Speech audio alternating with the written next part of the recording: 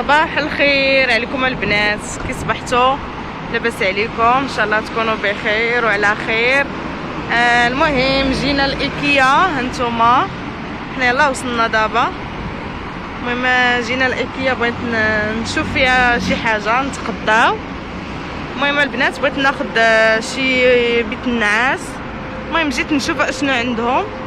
احنا دابا نمشيو ندخلو. يلا وصلنا. عرفتي البنات الحراره بزاف، الشمس سخونه. يلا دابا غادي نمشيو ندخلو. انا البنات يلا دخلنا.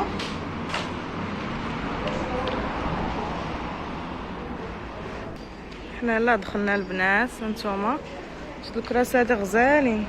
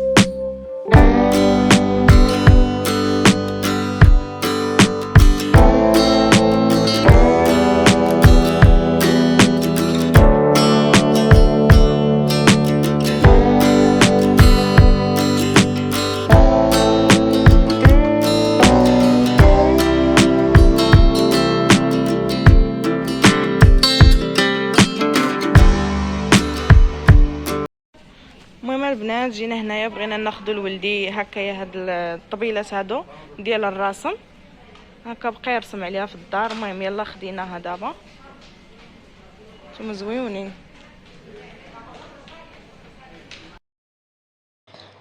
ايوا البنات، المهم بعد ما دخلت للدار هنايا جيت مباشره للكوزينه. هنايا البنات عندي البطه. هانتوما البطه البنات من بعد ما غسلتها مزيان بالخل والملحه والحامض. المهم غسلتها مزيان مزيان مزيان تنقات. راكم عارفين البط خاصكم تغسلوه مزيان بالخل باش ما تبقاش فيه بزاف ديك الزفوره. والمهم عندي هنايا شويه ديال الكركم، شويه ديال البزار، وشويه ديال هنايا البصله قطعتها هكا، واحد كنور، وواحد شويه ديال داك الهيل كيجي زوين، وصافي، وورقه ديال سيدنا موسى. صافي كنحطهم هنايا في هاد البرمه هادي حتى كطيب مزيان في داك الماء. المهم البنات راكم عارفين ضروري هاد البط والدجاج بالاخص يعني تيكون فيهم داك الزفوره وداك الشيء، خاص ضروري ديروا لهم البصله وتلوحي واحد الطريف ديال الثومه كتمص هذيك الزفوره. وعندي هنا ديك حبه الهيل، ها هي درت منها تقريبا نص معلقه لان عندي الماء كتير. وهنايا ورقه ديال سيدنا موسى حتى هي غادي نديرها هكايا، شللتها شويه في الماء صافي غادي نلوحها حتى هي.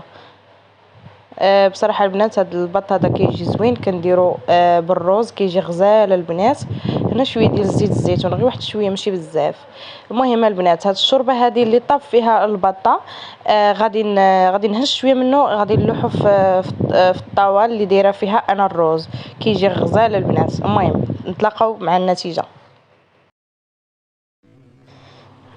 صافي البنات، هنايا ما وريتكمش البنات ديك اللقطه ديال فاش صاوبت الروز. المهم غادي نشاركها معكم ان شاء الله.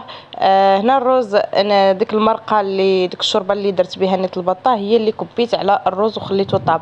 يعني الروز ما درتليش الماء نهائيا من يعني الماء عادي، درت له غير داك الماء ديال البطه اللي طابت فيها باش كيجي زوين البنات. عرفتي كيجي غزال، كيجي فن، كيجي بحال الشعريه، بحال الصفه، كيجي بحال المذاق ديال الصفه، كيجي زوين بزاف.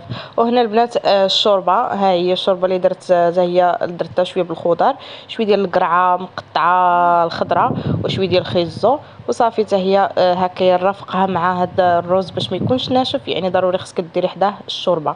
المهم البنات هنا البطه ديالنا كتجي غزاله بزاف وزوينه وتجي طايبه. المهم البنات راني درت ليها غير شويه ديال الزبده من بعد ما خرجتها، من بعد ما طابت في داك البرمه كما شفتوا مع البصله وداك الشيء. دهنتها بالزبده مزيان ودخلتها للفران صافي وهكا تحمرات. المهم البنات قطعت معكم هنا شويه، شوفوا كيفاش كتجي غزاله بزاف وطايبه. وبغيت نقول لكم بالصحه والراحه الا جربتوها غادي تعجبكم البنات. وسمحوا لي الا شهيتكم، ونتلاقاو ان شاء الله فيديو الجاي. مع السلامه. خليك ليا بزالي ونطير معاك في ليالي، ما تخلي الوقت يسالي يا حبيب الروح. خليك ليا بزالي ونطير معاك في ليالي.